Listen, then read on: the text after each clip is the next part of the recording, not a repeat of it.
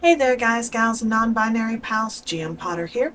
Welcome to my channel where I talk about books and bookish things. I upload on Tuesdays and Thursdays at noon Central Time. I am an independent author, an avid reader, and a cat mom of four. You might be able to tell I'm still a little bit under the weather, but today I wanted to talk about Apparently Sir Cameron Needs to Die by Greer Stothers. So let's get into it.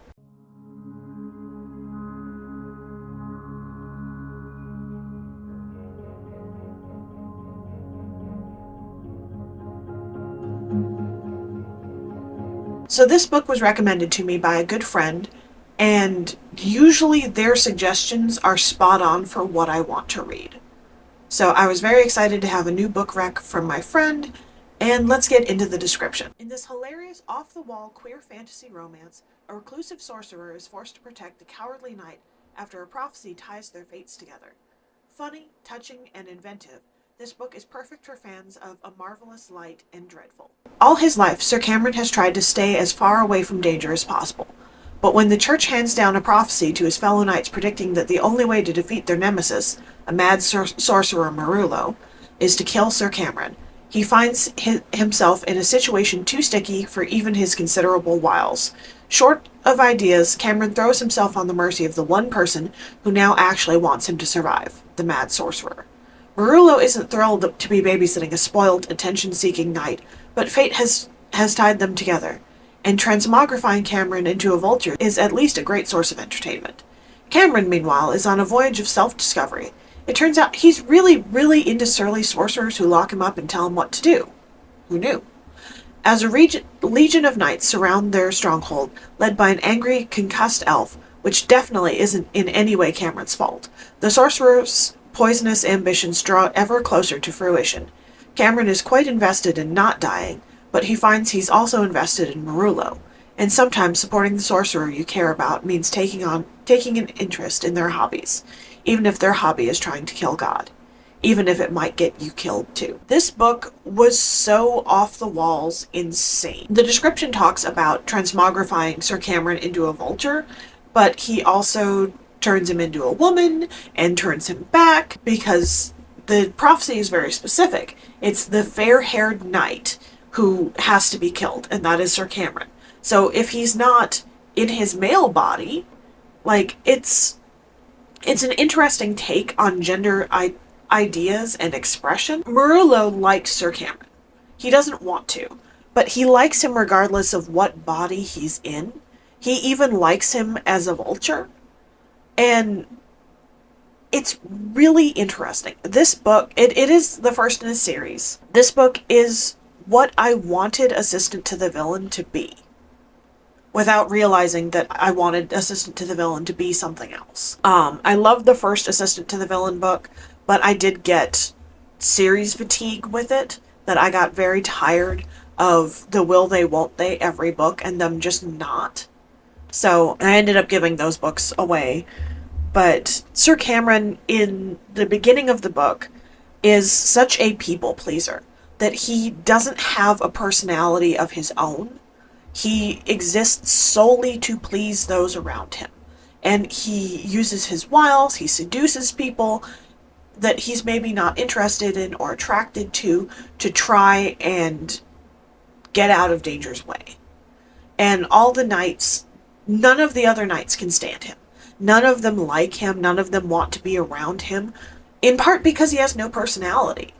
Because he's a would-be sycophant.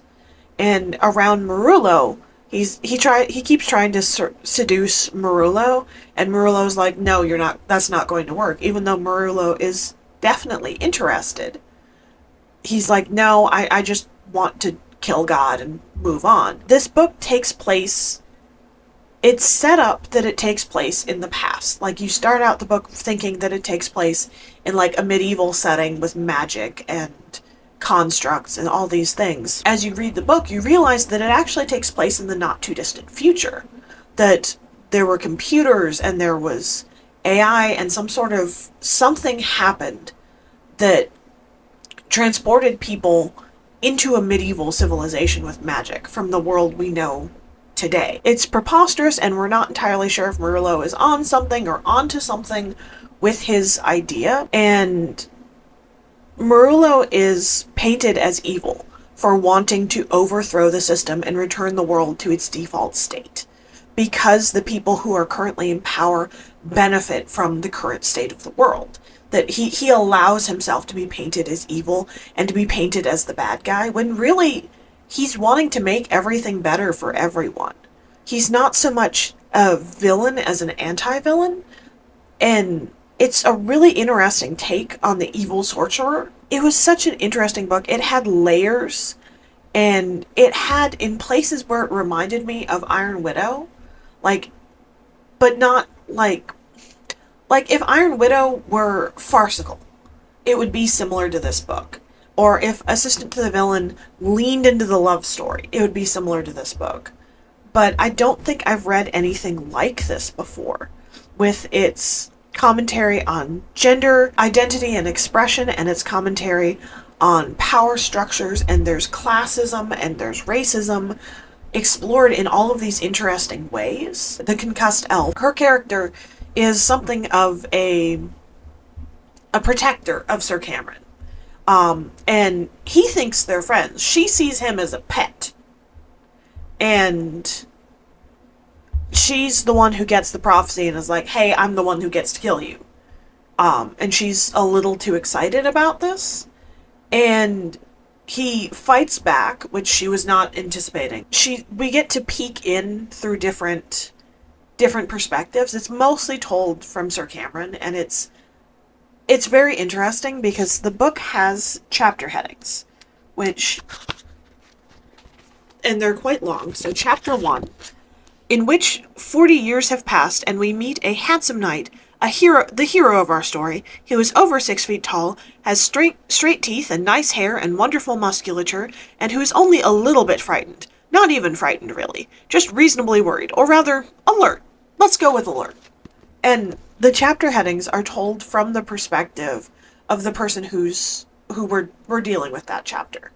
And Sir Cameron, like, as for his chapters, it goes on, and it's more and more clear that he's the one narrating the chapter. They're just off the walls, and they give spoilers without giving spoilers, which is something I miss in chapter headings. Like, there are dragons, and there's elves, and it's very much a D&D medieval landscape. Like I said, this book is everything I wished Assistant to the Villain would have been. That it's got more humor, and it's got more commentary, and there's just more layers to the story to unwrap. This book is 383 pages. It came out this year. Honestly, it's 5 of 5 stars. There is low to no spice in it. There are scenes where things are happening, but like they're told from such a unique perspective that it's like you're allowed to use your imagination. And like it doesn't get into the mechanics so much as it gets into the emotions of things. And this one was just so delightful. It was excellent to see a genderqueer character who gets to be canonically genderqueer. Like, it was just queer joy. This book was the embodiment of queer joy and fun and humor, and it was just so wonderful to read that I cannot but recommend. Apparently Sir Cameron Needs to Die enough. That this book was absolutely brilliant. It is one that I will be keeping. It will be going on the trophy shelf. You can see my TBR has gotten a little bit out of control again, but this one is one that will be going on the trophy shelf. I have a spot cleared aside for it. So, should you read this? Absolutely, 1,000 times yes. Have you read Apparently Sir Cameron Needs to Die? Have you read Assistant to the Villain or Iron Widow? What did you think of those? Is this the sort of book that you would be interested in reading? I'd love to hear your thoughts down below. Don't forget to like, share, and subscribe, and I'll see you in the next one. Bye!